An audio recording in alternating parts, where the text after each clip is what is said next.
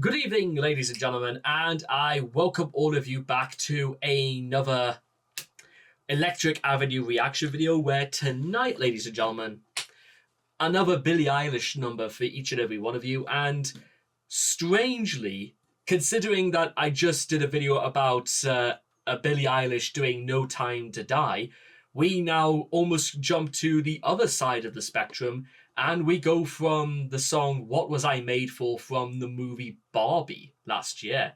And here's the I say the Barbie montage, so I don't actually I'm pretty sure that Billie Eilish did a song at one point for the actual movie Barbie, because there was like a lot of okay, let me tell you something right now, ladies and gentlemen. It's gonna be a little bit hard to like extra communicate my thoughts, only because I remember the experience very, very well. Even though you need to remember is that Barbie and Oppenheimer premiered on the exact same day.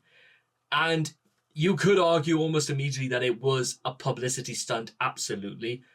But at the same time, I haven't seen Barbie and I haven't seen Oppenheimer either. So there's going to be I am absolutely going to watch Oppenheimer because Christopher Nolan is just about, along with maybe the likes of Martin Scorsese, Stanley Kubrick, Steven Spielberg is perhaps one of the greatest directors of all time. You could take that all the way to the bank, along with the likes of Hayao Miyazaki. But Oppenheimer, and bear in mind, I'm saying this as someone who hasn't even watched the Dark Knight trilogy. I'm not even joking about that either.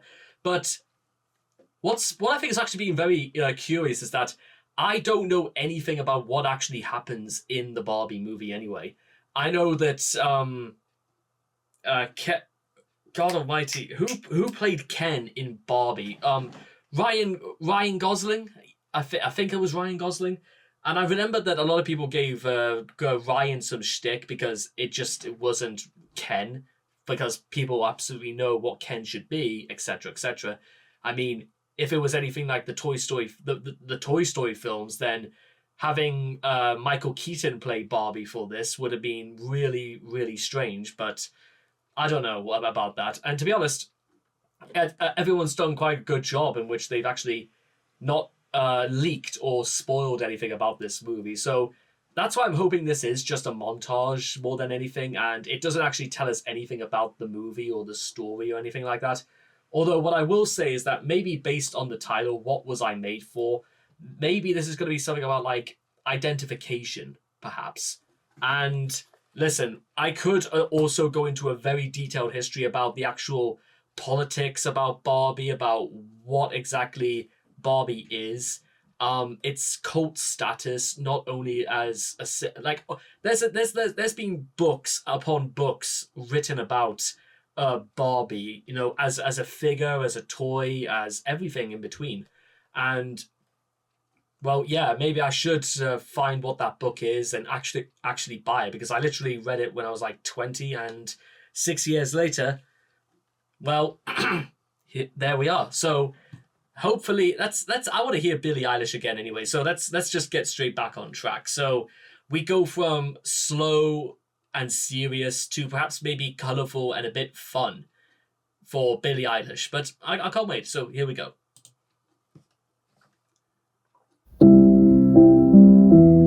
Oh, this is not okay. Is that meant to be her creator? I used to float, now I just fall down. I used to know, but I'm not sure now what I was made for.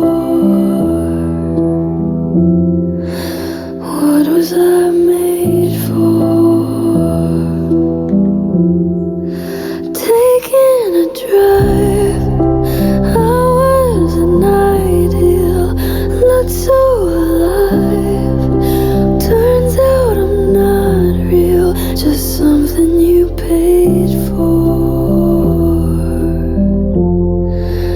What was I made for?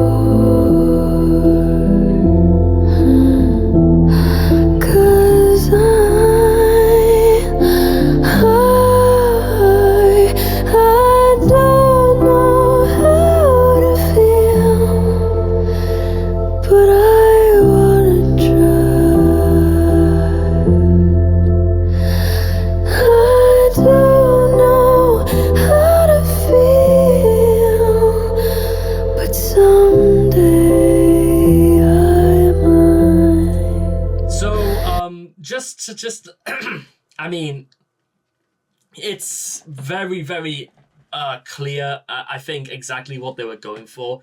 And even if I was to say this, I would imagine this is sort of like the low point of the film, where probably Barbie realized that actually the world, it's almost like they're trying to do this as almost like a fish out of water story, where all of a sudden everything you thought you knew, once you actually leave your comfort zone, the real world is not nowhere near as bright, colorful, cheery, happy as what you thought it was. And then you begin to just to wonder whether or not your version of reality, like this very room, for example, whether or not it goes anywhere beyond these four walls. Is it literally just this is where reality exists and everything outside? I mean, even the video you're watching right now, it's only differentiated by the aspect ratios of the camera. Is there actually anything beyond these walls? Is there anything beyond just seeing myself almost as like a projection into this sort of world, a world in which, well, where do I belong? If I don't belong in this camera, in this video, then where do I belong? Or where do I exist? Or for who am I meant to be for? Or where am I supposed to be if I am not here? There's like too many questions about this, but I think the best one I could possibly ask right now, and maybe this is a bit more relation into Barbie, is that despite everything that you are, what are you really? Because you could describe yourself as many, many things, but it's only when you come into contact with other people then it becomes a bit more blurred. The lines become more blurred when other people see you differently. And that's the least intentional way I've ever tried to reference Robin Thicke's blurred lines. Because, listen, no, I'm going to try my best not to think about that. Blurred lines is about as far away from this as you can get, and I'll do well not to bring it up again. And if you don't know what blurred lines is, good. Someday I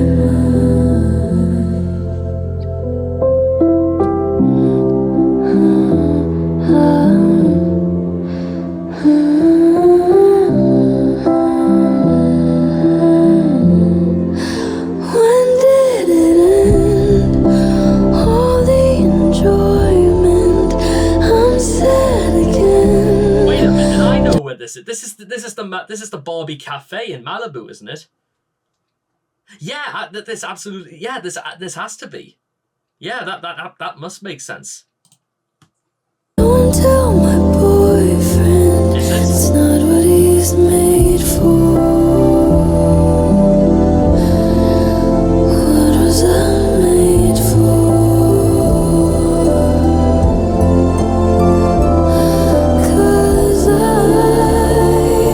'Cause I don't know how to feel, but I wanna try. I don't know how to feel, but someday I might. Someday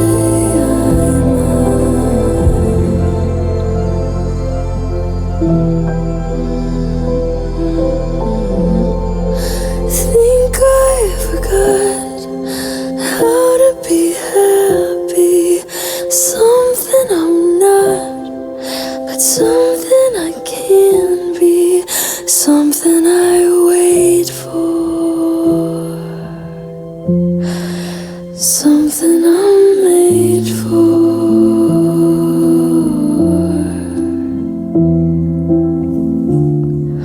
Something I'm made for.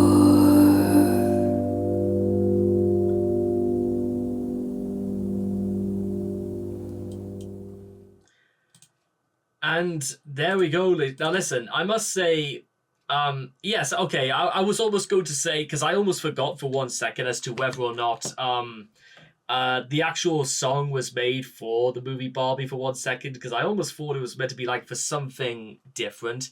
But you know what? It's this song almost reaches the sort of the appraisal of things like I can't of something like Time by Pink Floyd. And let me tell you something right now. If first of all, I'm just going to say this right here.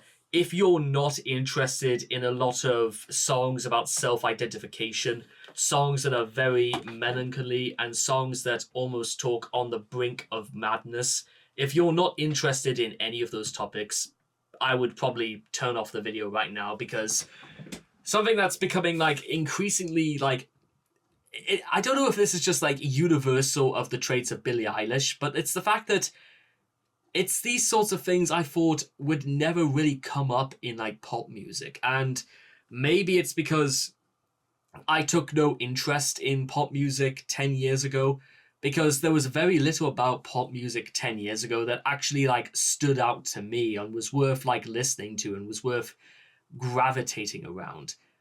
And I suppose the problem with that is that it's like the sort of music that they plug 24/7 at work. It's very middle of the road. The hook is like very, very soft, and it's not particularly like they had one good. There are some songs that literally they have one good idea and they literally do as minimal of that as possible because it might have been cheaper to have produced it that way. I don't know. You be the judge on that. But something that is like becoming crazy in terms of listening to Billie Eilish is that it's not really the fact that it's her songs go to very peculiar lengths to try and emphasize that, you know what, there's not enough of this sort of thing being talked about in like the mainstream zeitgeist.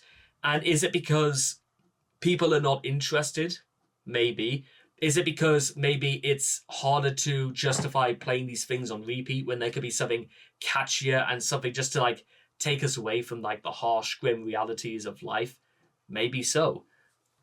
But again, ladies and gentlemen, you have to understand is that once the good times are over, you can't just keep them going forever. And one of the great things that music does for so many of us throughout our lives is that there's a different tune, a different beat, a different note that can be played that can fit our current moods and dilemmas. I mean, kind of, and this is going to be fitting in quite curiously enough with like Barbie itself in many ways, is that, for example, if you're sad, then something light, cheery, and entertaining, light entertainment, or something that is just downright hilarious can lift us from the doldrums.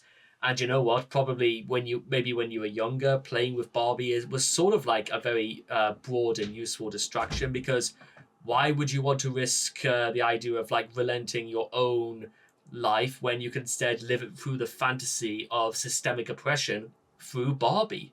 And Barbie is quite useful for a lot of these sorts of things. And well, again, I never played with Barbies or anything like that because, you know, I was a boy and all that growing up. So it's just that is actually just how that is.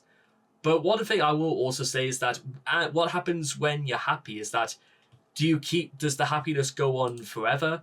Is there a point at which it stops? Is there just like a point in time where you sort of come to terms with the fact that, you know what, it's time to put these things down for a while, and then once again be a little bit more reminded over the fact that, you know what, there are some things that also reflect a bit more of the heart, but there is a art and a beauty to remembering just what the harsher sides of reality really are.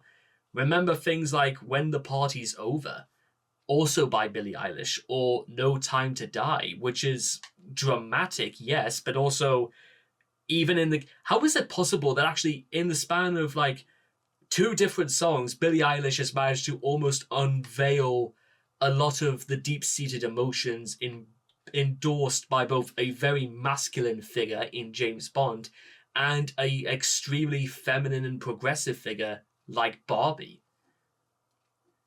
Although whether you want to say Barbie can be viewed as a very progressive figure in the eyes of feminists is kind of here nor there. It really also depends on your own interpretation of things.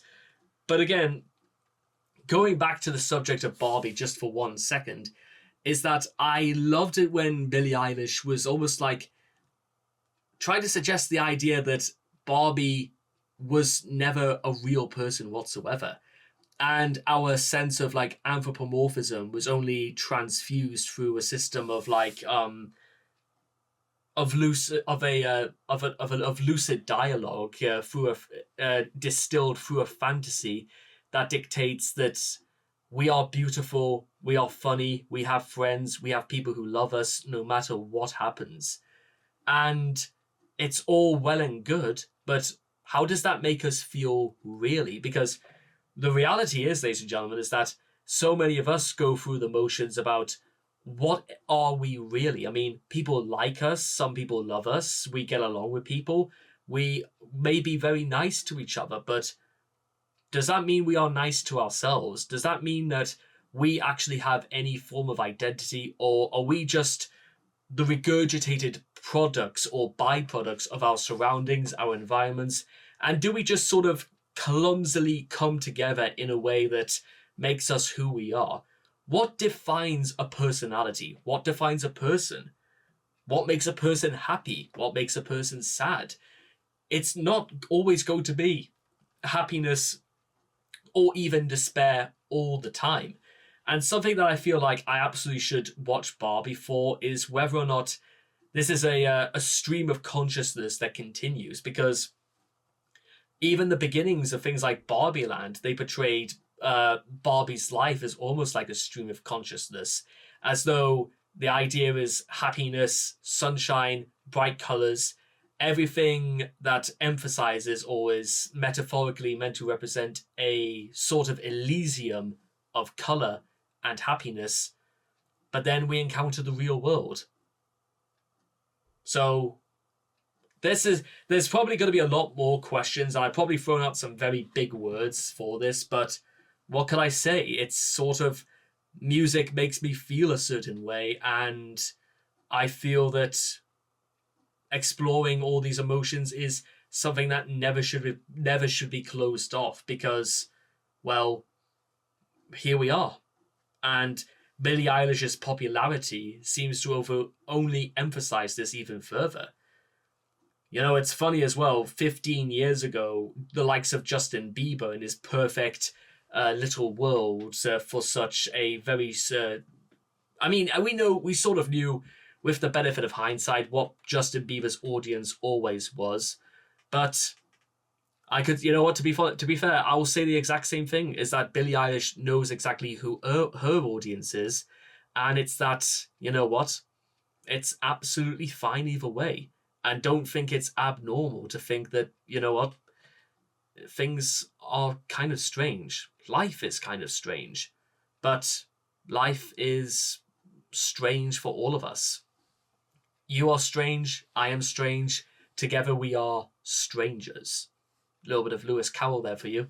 And that's just going to be about that. So, providing that there's going to be probably a lot more songs related to... I mean, there's also the song about Ken as well, which I literally might just do as well, because it seems like it should be done just for the sake of fairness. But I will see all of you guys again in the next video.